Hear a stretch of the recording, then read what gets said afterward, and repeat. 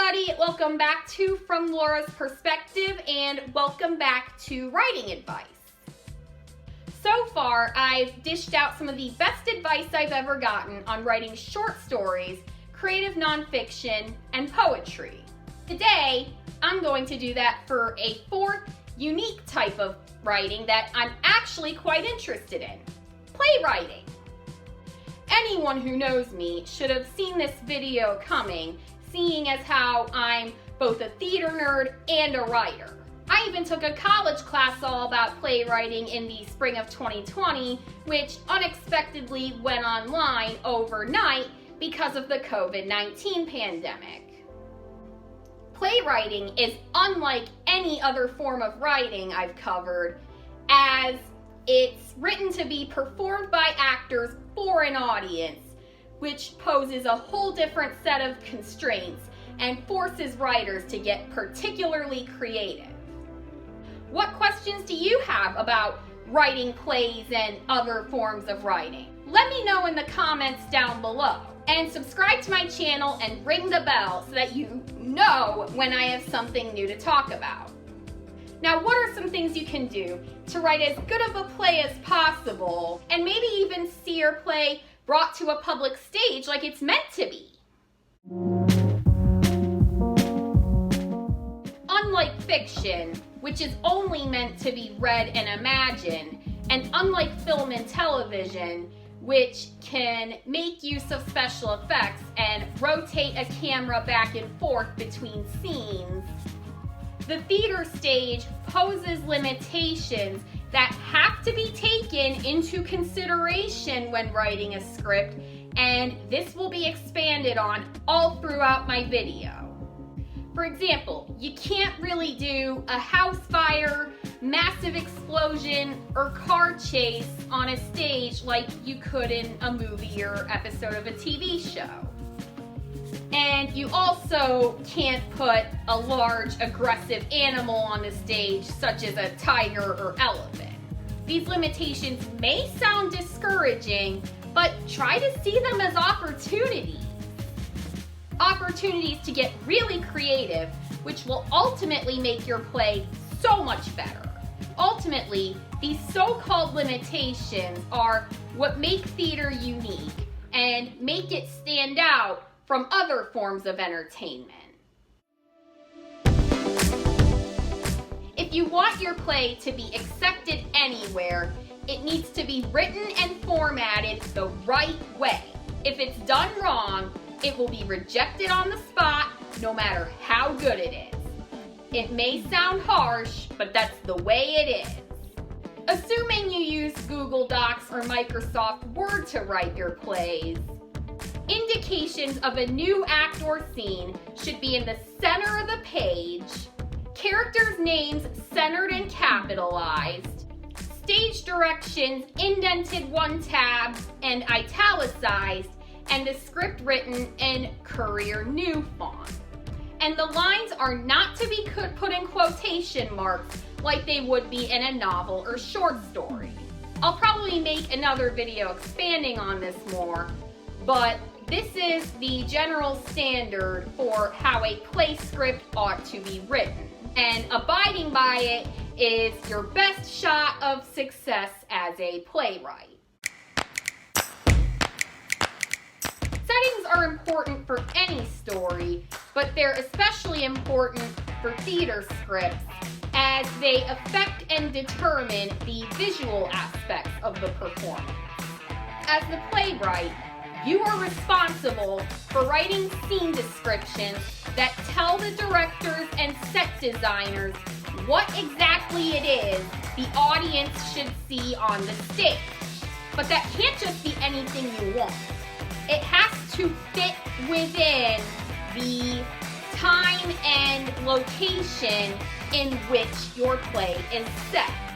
When people want to put on a play, they often recruit an individual known as a dramaturg who knows a great deal about the time period in which a play is set and what the playwright, dead or alive, ultimate goal or vision is or was for the play.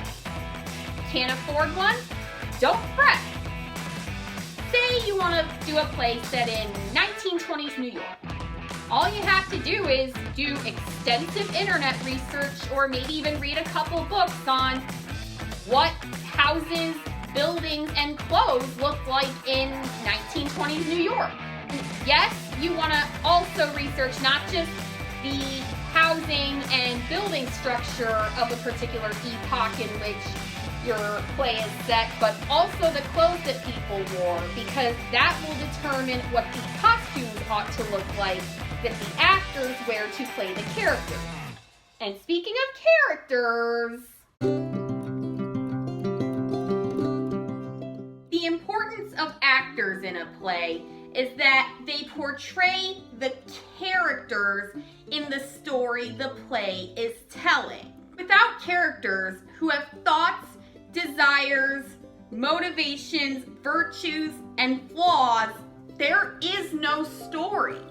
And this is especially true of a play where an audience is supposed to see the characters participate in a plot that plays out right in front of them.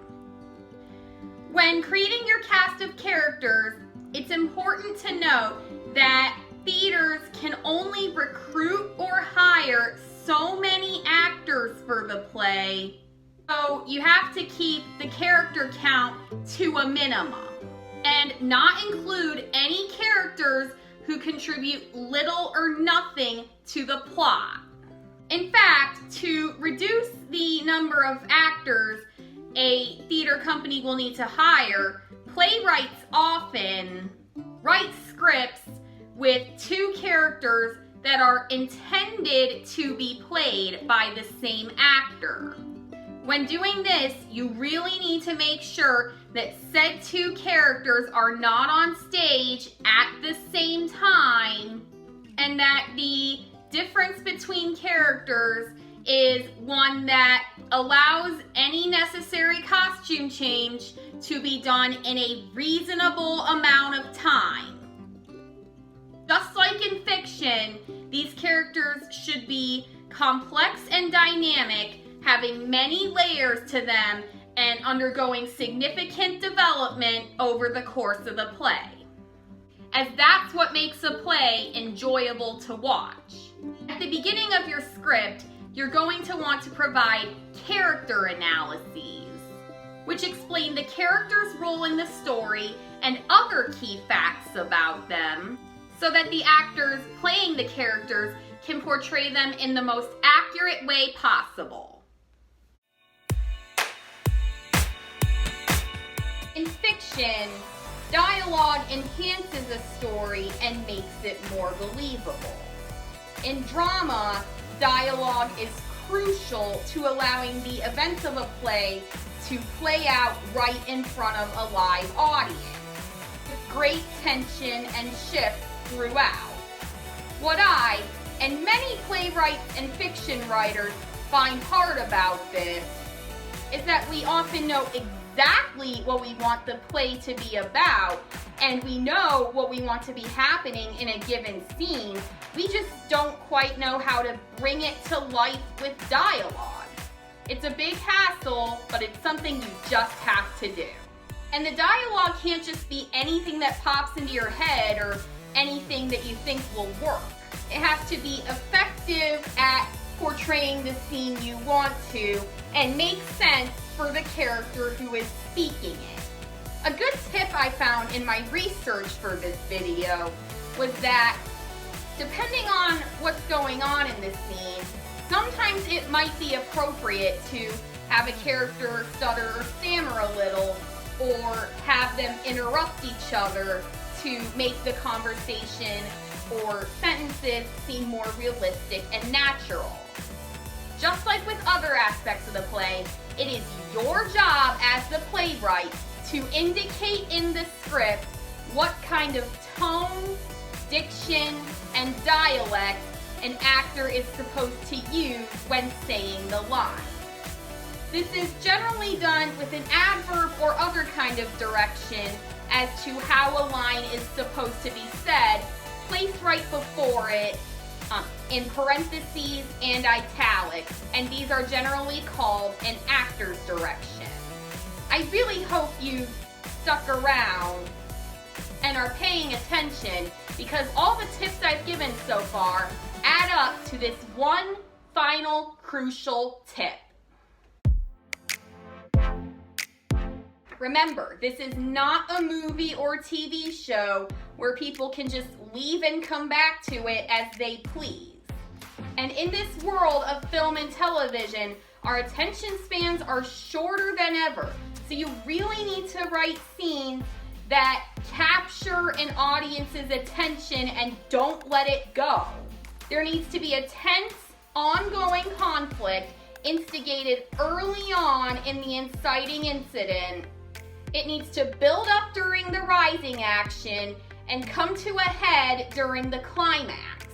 To put it more simply, think of a question that will be asked at the beginning of the play, drop hints throughout as to what the answer will be, and then give the final answer near the end. And even with all of this, you need to be able to have all this take place within a performance that preferably is 2 hours or less. Technically, an audience member can duck out of a play in the middle if they don't like it, but that's generally considered rude and might hurt an actor's feelings, especially if the actor is someone the audience member knows. Plus, each audience member is paying for a ticket. That money goes to the royalty that is owed to you and to help the theater offset the costs of costumes, props, and materials to build the set.